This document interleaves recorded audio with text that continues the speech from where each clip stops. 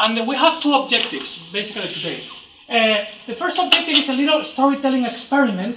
And this is the second time that I give a talk with Piero, and again, it's an honor to be here.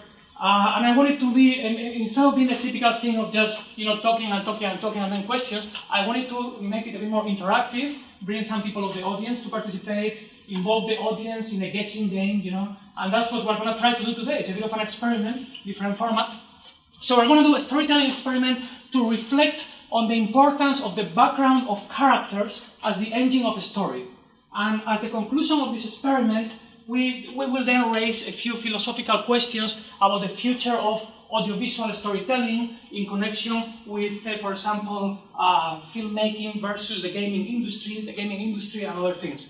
And second thing, today everybody, of course, every human being is a storyteller, but today everybody has quite a capable camera in their hands, through their mobile phones and other types of cameras. So everybody today has the potential to actually produce audiovisual products, right, that can stand on their own. So I will also review some of the stages of storytelling as in the creation of audiovisual products and some of the technology tools that are very accessible today on the cloud and off the cloud, and that can help any of us to accelerate the process of creating some of these works. Okay, so with all that being said, we have a very capable speakers here, like a lot of power, So hopefully you can hear something in the next slides.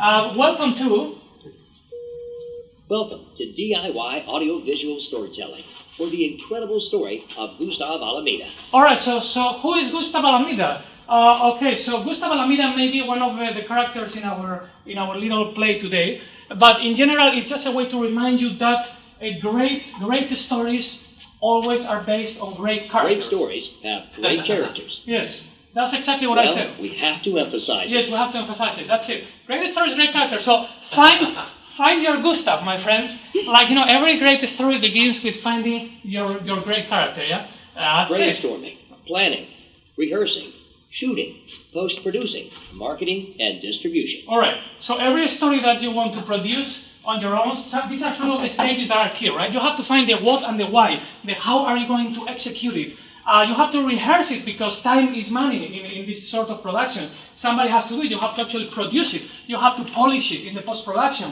And finally, you have to decide what you want to get out of it. And you have to plant some clouds in your marketing, in your distribution, if you want to get some rain in terms of visibility or profit or whatever thing you want. All right, so as you will see, we're in Silicon Valley, and there are a lot of similarities between that process in filmmaking, for example, and in technology startups, for example. Indeed, there are a lot of connections with it, and we'll talk a bit more about that later. So let's begin. Oh yeah, this is a very important slide that I always put myself, because I tend to talk too much. So I remind myself that the importance of silence, which by the way is so important in storytelling. Silence, right? Okay. So the first thing, brainstorming. Of course, like we have to think of who is the target audience for our project. What is the issue we're addressing? What is the problem, the topic we are addressing, and what is the message or the solution or the reflection that we're providing in connection with that topic? So the first thing we do in any story is we plant a seed. We give a direction to our subconscious in combination with our conscious. And today we're going to put a seed for our little experiment. And the seed is two old friends meet again, suddenly, after many years on a cool Sunday morning in the streets of who knows where. And then so we're going to make this little scene here. And we plant this seed. These two friends were great friends many years ago. And they were separated after that, and after many years they meet again one day suddenly in the street. And then something happens.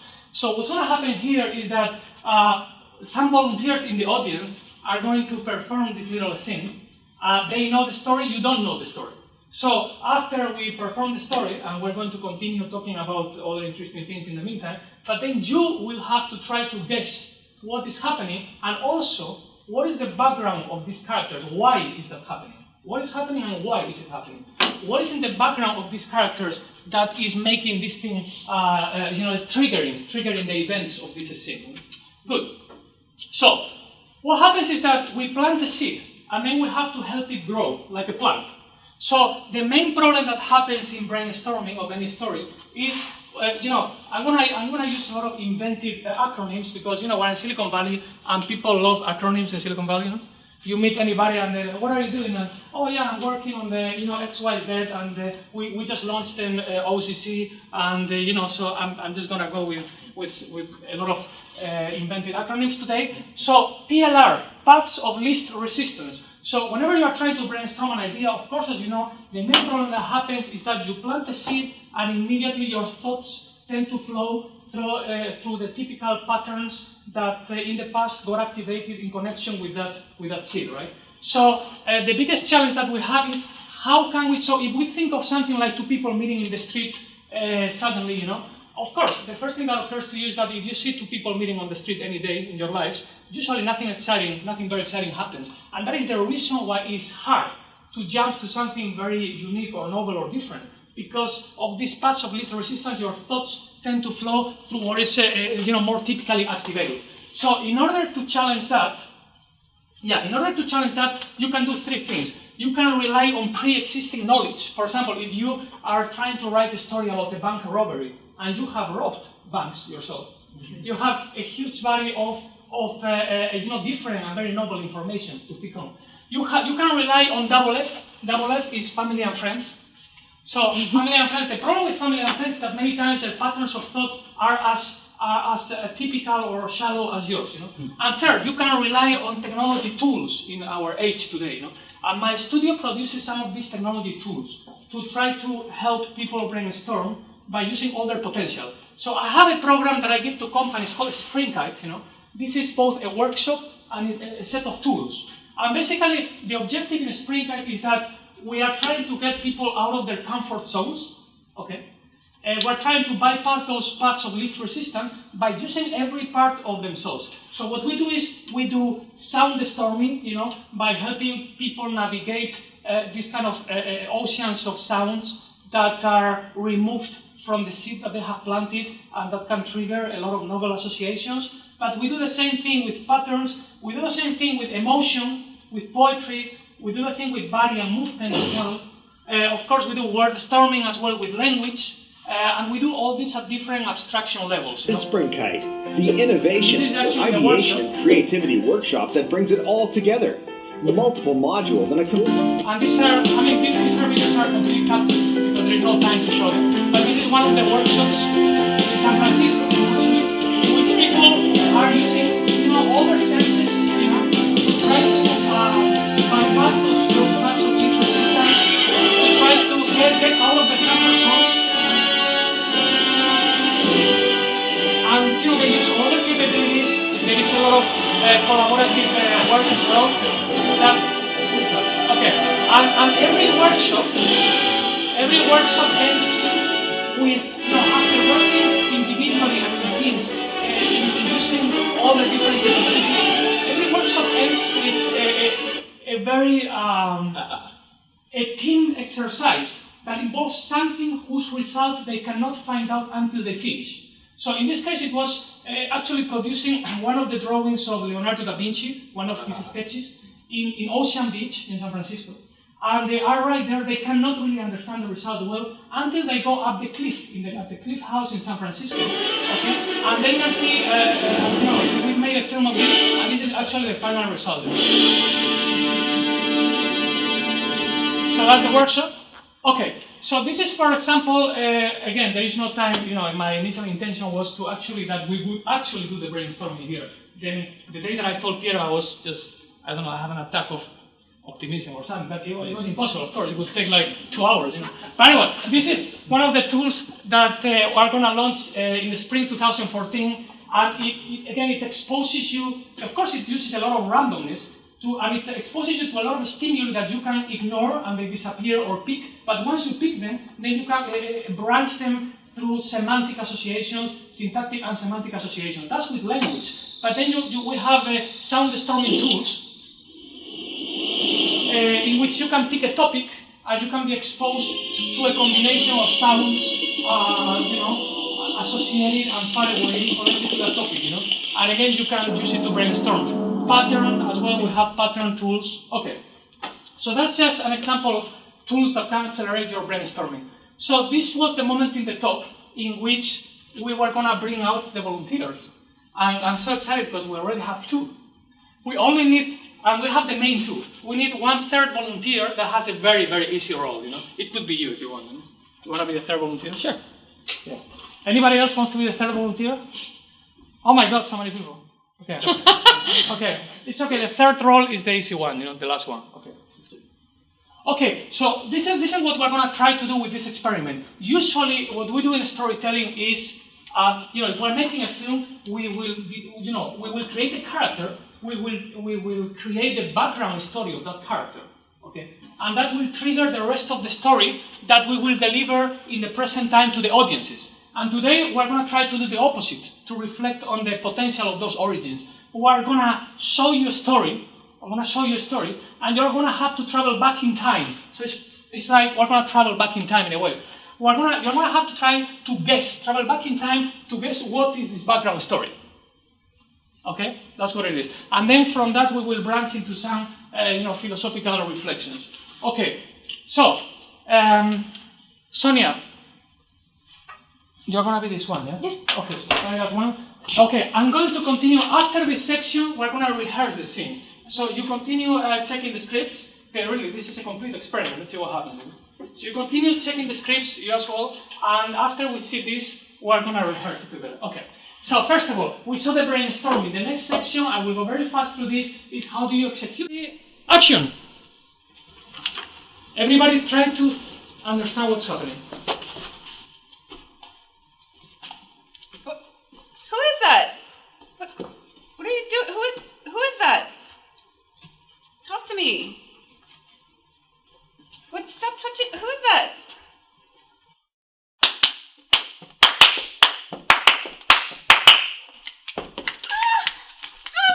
Stop! Stop it!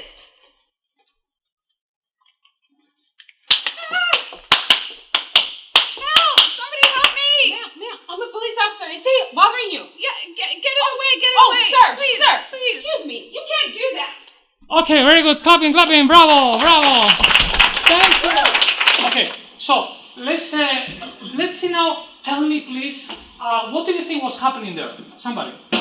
What was happening there between them? What do you think? First of all, what is happening to them? Or tell me either what do you think is happening to them there, or why they behave like that from the past? Yeah. I think the woman is visually impaired.